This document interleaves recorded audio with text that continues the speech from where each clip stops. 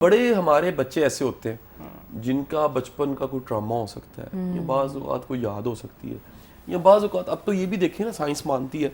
کہ جب بچہ کنسیو ہوتا ہے تو ماں جو کچھ سوچ رہی ہوتی ہے اس کے اوپر اثر کر رہا ہوتا ہے. تو یہ چیزیں بھی ہیں کیا ساتھ؟ جی بالکل یہ ہیں, کیونکہ میں نے ابھی ریسنٹ ٹائم میں پری نیٹل یوگا بھی کیا ہے, تو اس میں ماں کا اسٹریس فری رہنا بہت زیادہ ضروری ہے, بیکاز وہ 3 months سے ہی آپ کے ساتھ پوری کمیونیکیشن اس کی چل رہی ہوتی ہے اس بچے کی. آپ وہ مطلب کانشیس اس طرح سے نہیں ہے,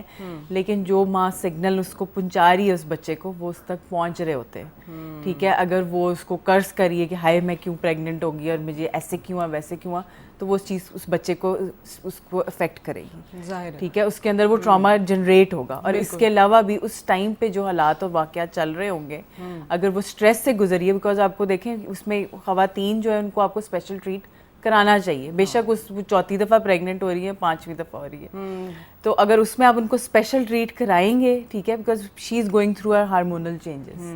تو وہ اپنا ڈپریشن بھی ہو سکتا ہے, اس کو اسٹریس بھی ہو سکتا ہے, because there is a hormonal rush in Hare body. Exactly. تو اس کا طریقہ یہی ہے کہ آپ اس کے ساتھ ایک اچھے ارد گرد کے لوگ اچھے طریقے سے بات کریں, اور وہ خود بھی اپنے آپ کو ریلیکس رکھے. اور اب تو پرانے زمانے میں یہ کہا جاتا تھا, اس کو ایک بیماری دینا کنسیڈر کیا جاتا تھا پریگننٹ ہونا, تو اب جو ہے وہ یہ بیماری نہیں ہے, یہ ایک نارمل آپ جس کو کہیں روٹین میں چل رہے ہیں. آپ کو اگر ڈاکٹر نے منع کیا ہے نہیں آپ نے ایکسرسائز کرنی ہے, ورنہ کہتے ہیں جی آپ بس بیٹھیں اور کھائیں, نہیں, آپ کو اچھی خوراک کھانی ہے, بیلنس ڈائٹ کھانی ہے, اور آپ نے ایکسرسائز بھی تھوڑی بہت کرنی ہے, because it's healthy for your own body and for your baby. اسی لیے اتنا زیادہ اکثر خواتین کا ڈیورنگ پریگنینسی ویٹ گین ہو جاتا ہے کہ وہ بعد میں ریورٹ ہی نہیں ہو پاتا, کیونکہ وہی بیٹھ کر دیسی گھی and everything they are eating and they are not even focusing on their bodies.